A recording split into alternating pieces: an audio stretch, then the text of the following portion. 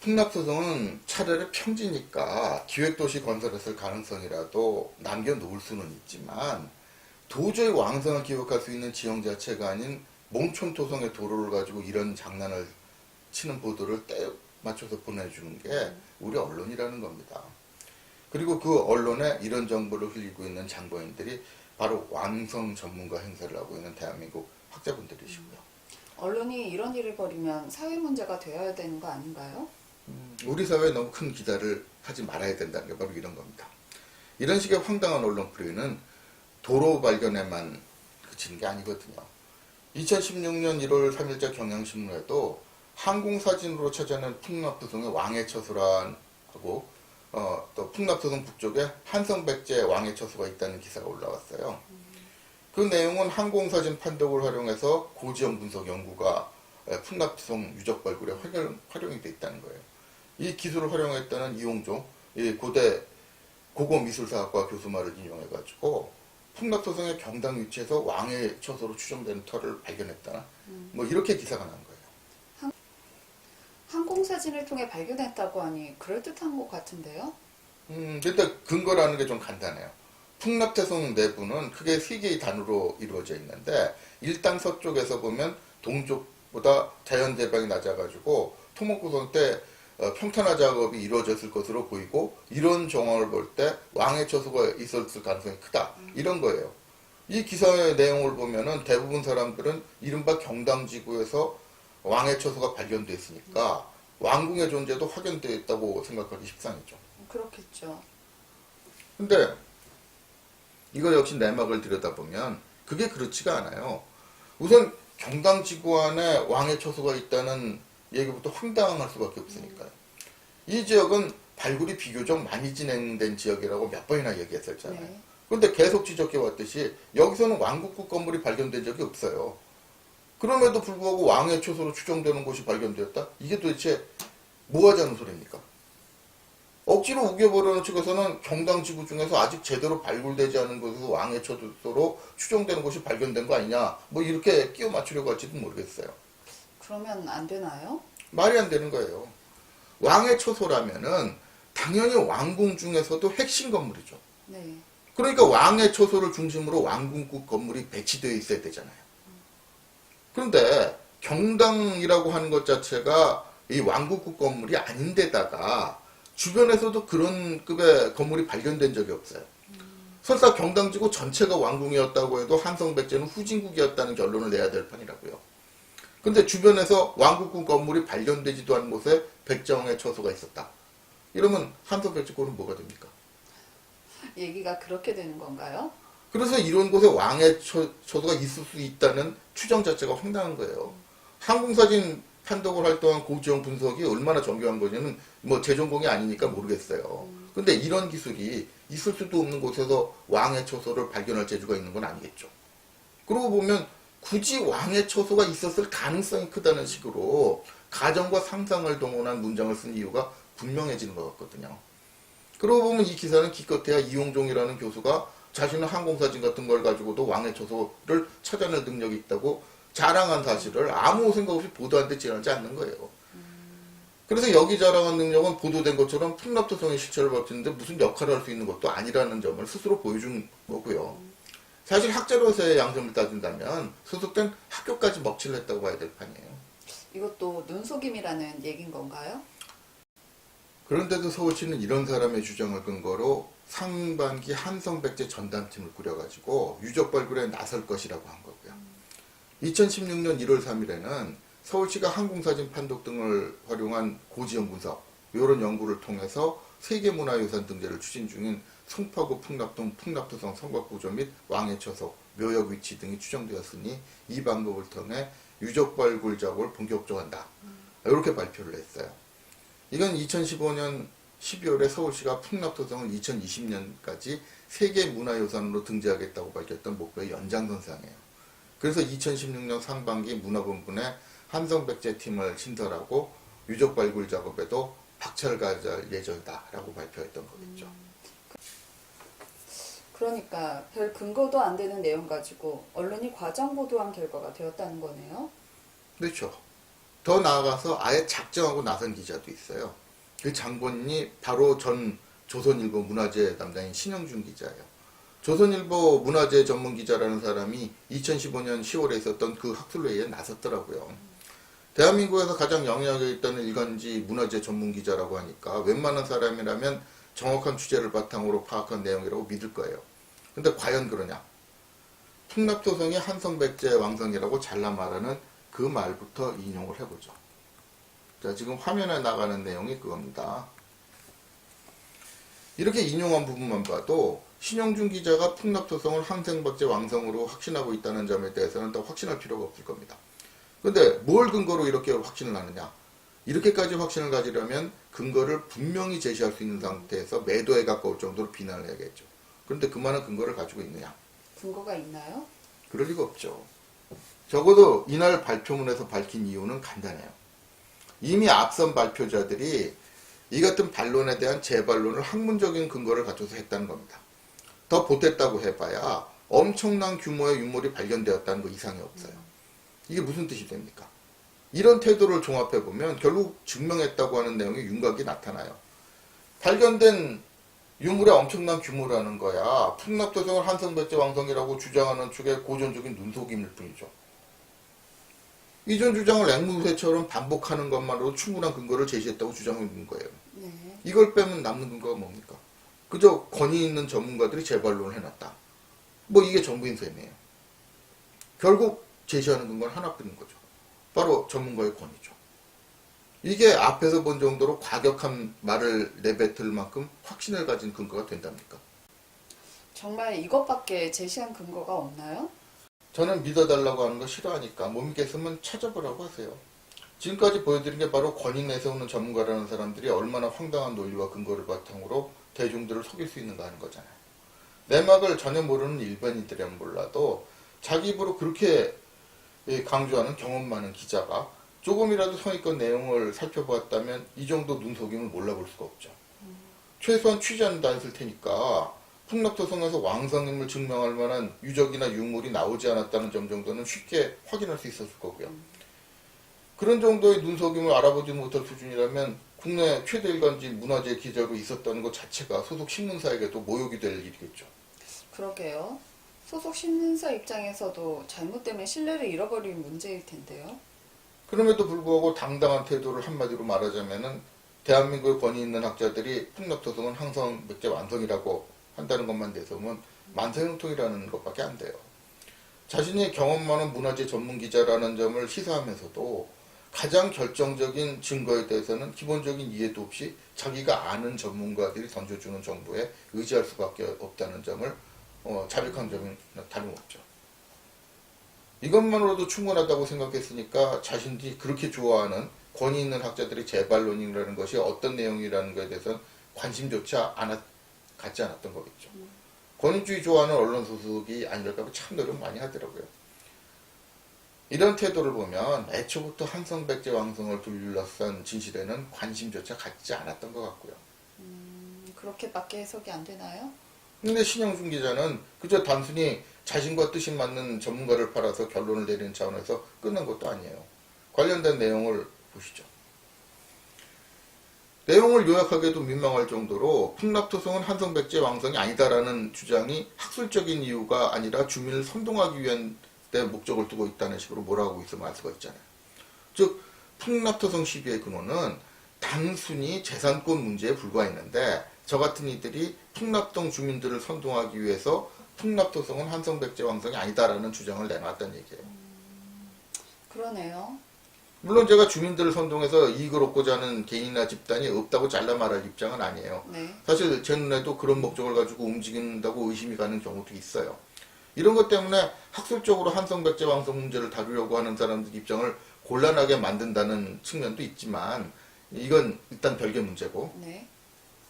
풍납토성 문제를 재산권 때문에 시비를 거는 경우가 있다고 해서 모두가 그런 목적을 가지고 말도 안 되는 시비를 건다고 몰아가는 것도 또 다른 차원이 있잖아요. 네. 그렇게 몰아가려면 저부터 명예훼손으로 고소라도 하고 싶거든요. 적어도 저 같은 경우는 확실한 반증도 있는데. 어떤 반증이 있나요? 적어도 감찬서 선생이나 저는 풍납동 주민들을 선동할 목적에서 풍납토성에 시비를 거는 점이 아니라는 점을 자신할 수가 있어요. 그 점은 강 선생하고 공조로 출범한 이 잃어버린 백제 첩도 없지. 요게 나온 시점하고 주민들과 접촉한 시점을 보면 바로 나와요. 책이 출간된 시점은 2009년이고 제가 풍납촌 주민들하고 접촉하게 된 시기는 2015년 중반쯤 이 심포지엄이 나와달라는 연락을 받으면서부터였거든요. 풍납촌 주민들이 저하고 책의 존재 자체를 몰랐거나 아니면 알고도 무시했다는 얘기죠. 만약 저나 강세덕 선생이 선동을 목적으로 책을 썼다면 책을 써놓고 선동의 가장 중요한 대상인 풍납촌 주민들한테 7년 가까이 그 존재를 알리려는 노력을 적극적으로 하지 않은 그런 바보짓을 했겠느냐는 거죠. 그랬나요? 더욱이 강찬석 선생은 풍납토성이 발굴되던 초기부터 현장을 다녔던 분이에요. 재산권 침해받은 주민들의 반발을 모를 수가 없는 입장이고 또 공조로 책을 쓰던 중에도 이 강 선생한테 그에 관련된 일화는 수도 없이 들었어요. 그럼에도 불구하고 우리는 적어도 6년 이상 횟수로 7년 정도 주민에 대한 선동을 고사하고 접촉조차 하지 않았던 거예요. 오히려 2015년에 첫 연락을 받고 나서 제가 주민대표한테 연락한 당사자한테 던졌던 첫 번째 질문이 갑자기 관심을 가져주는 이유가 뭐냐 였거든요. 그럴 정도로 풍납동 주민과 접촉하지 않았다면 선동 목적이라고 하기는 곤란할 것 같은데요. 이런 정황을 놓고 보면 신영준 기자가 이런 식으로 몰아가는 이유가 오히려 의심스러워져요. 자기 스스로도 발표문에 2015년에 풍납토성이 백제왕성이 이라는 이 논리에 대한 반론이라니 하는 식으로 제목을 붙여놨어요. 2015년 심포지엄에서도 풍납토성 이퀄 백제왕성론에 대한 반론을 제시한 발표자가 저였으니까 그 말하는 핵심 인물 역시 당연히 저일 수밖에 없잖아요. 네. 즉 신영균 기자는 제가 풍납동 주민들을 선동하기 위해서 학술적인 이유가 아닌 제법에 관심을 가지고 한성백제 왕성으로서의 풍납토성을 부정하고 있다. 이렇게 노골적으로 비난하고 있는 셈이죠. 그렇지만 앞에서 맡은 정황만 봐도 제가 적어도 선동을 위해서 이런 주장을 내놓은 것이 아니라는 점은 분명해질 겁니다. 여기 제가 아는 한 지금은 주민들 저항이 완전히 분쇄된 상황이에요. 나중에 좀 더 자세하게 언급하겠지만 네. 작년 초부터 연락이 완전히 끊겨버린 상황이니까 나중에 얘기하겠지만 1심을 이겼던 재판이 2심에서 뒤집히면서 주민들이나 공장 측에서 그 배경의 힘을 느끼게 된 것 같아요. 그래서 결정적인 3심은 거의 포기한 상태에서 결말이 났을 거예요. 이렇게 기울어버린 상황에서 제가 뭐하러 주민들 선동하려고 이런 방송 만들겠습니까? 억울하시겠네요. 그런데도 최근까지 제가 풍납동 주민들에게 매수돼가지고 이런 주장한다는 말이 들리더라고요. 상식적으로만 생각해도 말이 안 되는 얘기를 점잖다는 학계 인사들이 하고 다닌다네요. 의심나면 풍납동 한번 가보세요. 거기는 대부분 지역이 90년대에서 멈춰져 있어요. 그런 주민들이 거의 달동네나 다름없는 지역인데 달동네 주민들이 뭐가 있어서 저를 매수하겠습니까? 저도 몇 푼이 아쉬운 입장도 아닌데. 그런 말까지 돌았다는 건가요? 자기들 좋을 대로 말지하는 데는 학교도 정관계 뺨친다니까요. 인간이 정치적 동물이라는 명제를 이렇게 해서라도 확인해주고 싶은가 봐요. 어쨌든 상황이 이런데도 신영준 기자는 학술적 자원에서 문제를 제기하는 경우가 아예 없는 것처럼 몰아간 거예요. 가장 영향력 있는 신문의 민원제 전문 기자라는 사람이 책 출간 연도만 확인해봐도 간단하게 확인할 수 있는 이 정황을 너무나 당당하게 무시하고 마치 선동의 목적인 것처럼 몰아간 셈이죠. 작정하고 몰자는 의도가 아니면 이렇게까지 할 이유가 있나 싶어요. 영향력 큰 언론에서 그렇게 나온다면 입장이 매우 곤란하시겠어요? 공연히 언론을 제사의 권력이라고 하겠어요. 기자 하나가 누군가의 의도를 이렇게까지 왜곡시켜서 퍼뜨린다면 피해를 입는 당사자가 해놓을 방법은 없어요. 신문사에서 문화재 기자로 그렇게 오래 있었다면 최소한의 확인을 해야 된다는 점을 모를 리는 없죠. 그런데 신영준 기자는 쉽게 확인할 수 있는 사실조차 무시한 점은 말할 것도 없고 제게 단 한 번도 사실 확인하려고 한 적도 없어요. 확인하려 했다면 취재도 할 겸 직접 물어볼 수도 있었을 텐데요.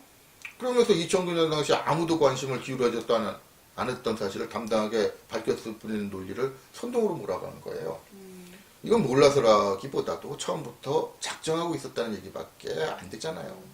이런 태도를 가진 언론이 이렇게까지 당당하게 활동하고 있다는 자체가 대한민국 사회의 비극 같은데. 그러니까 많은 사람들이 이제 언론을 곱게 보지 않는 거겠지만 하긴 이런 부류들이 그런 거 걱정하겠어요.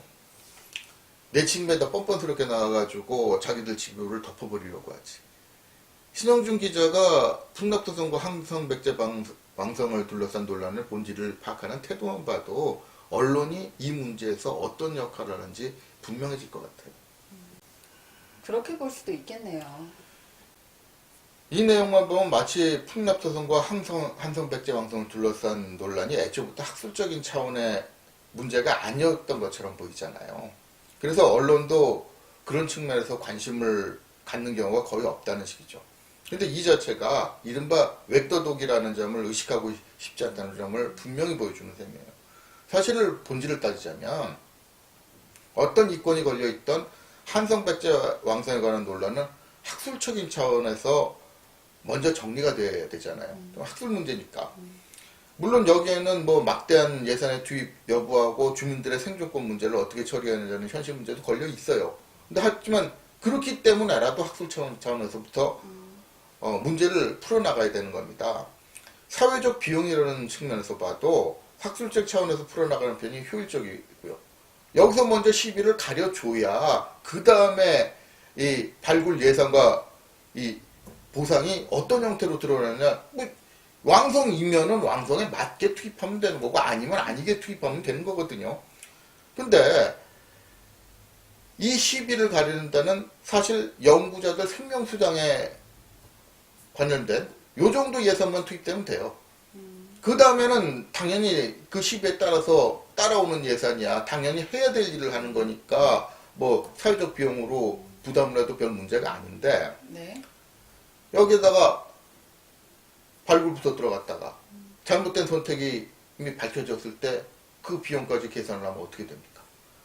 그러니까 당연히 적은 비용이 가리는 학술적 시비부터 먼저 가려놓고서 그 다음에 예산 투입부터 결정을 해야 되는데 이 경우는 완전히 거꾸로라는 얘기죠. 예산 투입부터 결정해놓고 학술적인 시비는 따지지 말라는 식으로 상대방을 매도하는 걸로 끝내버리자는 거니까.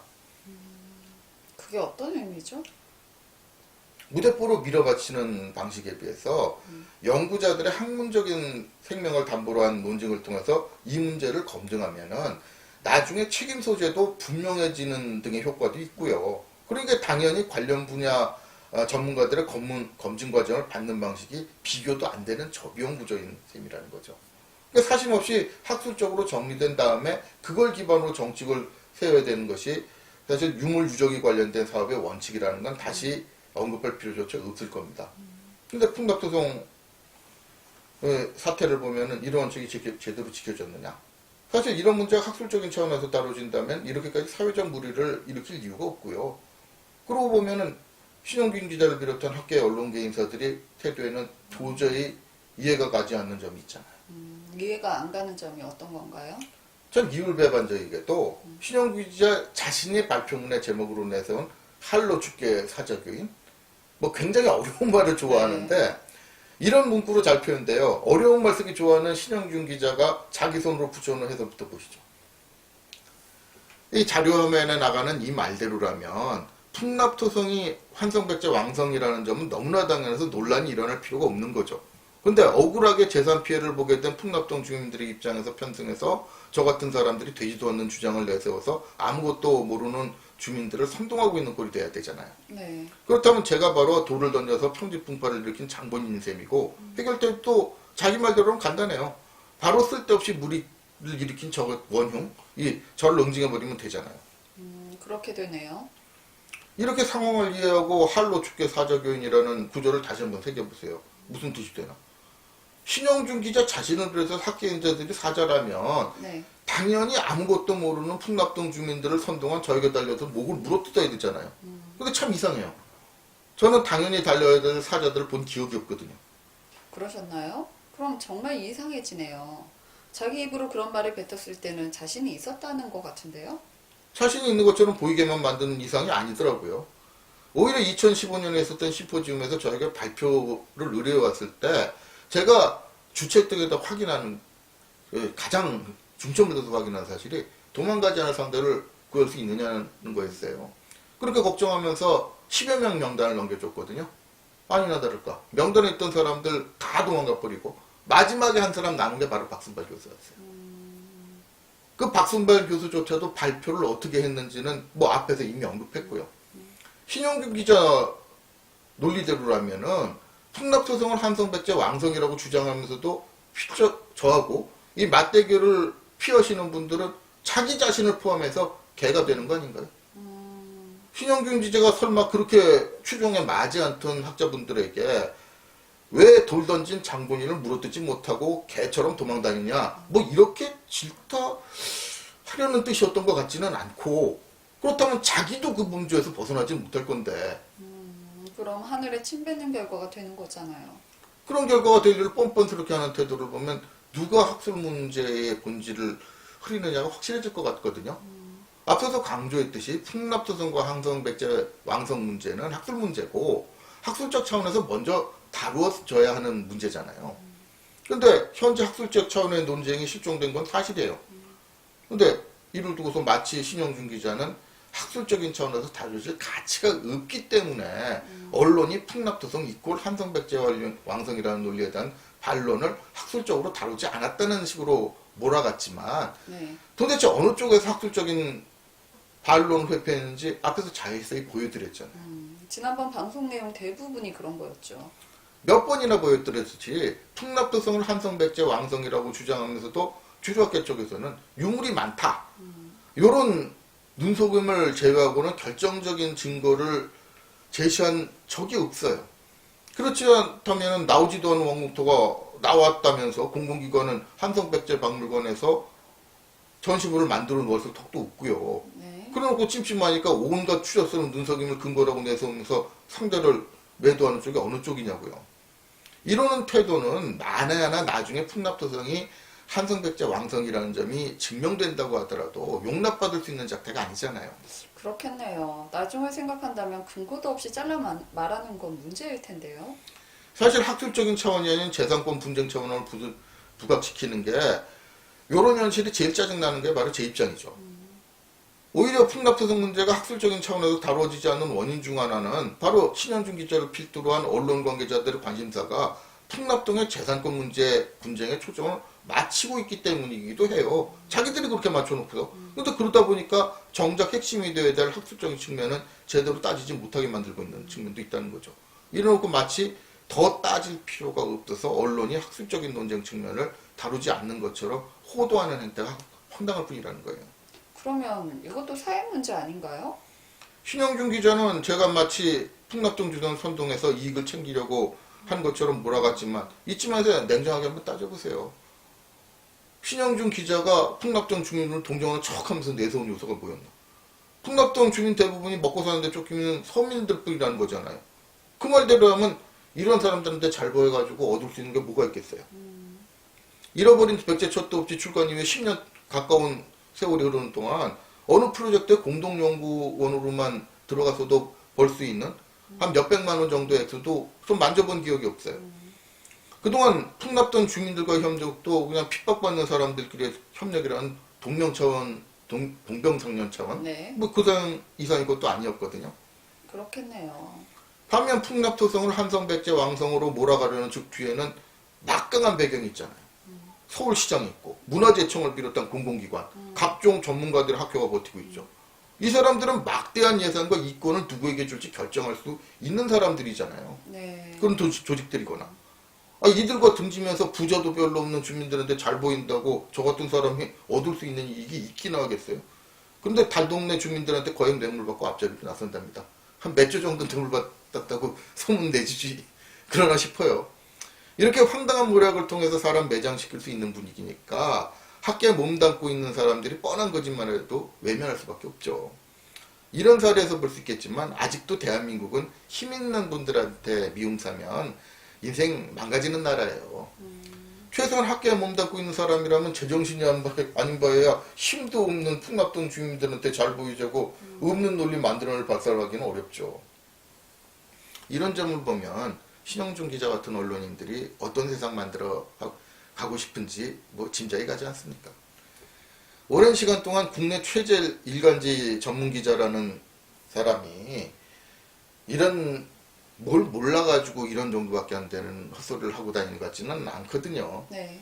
소속돼 있는 신문사 자체가 악명이 높잖아요. 기득권자 편에 서가지고 힘없는 사람 매도하는 걸로. 그 나물에 그 밥이라고 뭐 명불허전이기는 한 것 같네요. 풍납동 주민들 생각해주는 척했지만 결국 힘 있는 쪽에서 편들면서 페이크를 쓴 거라는 건가요?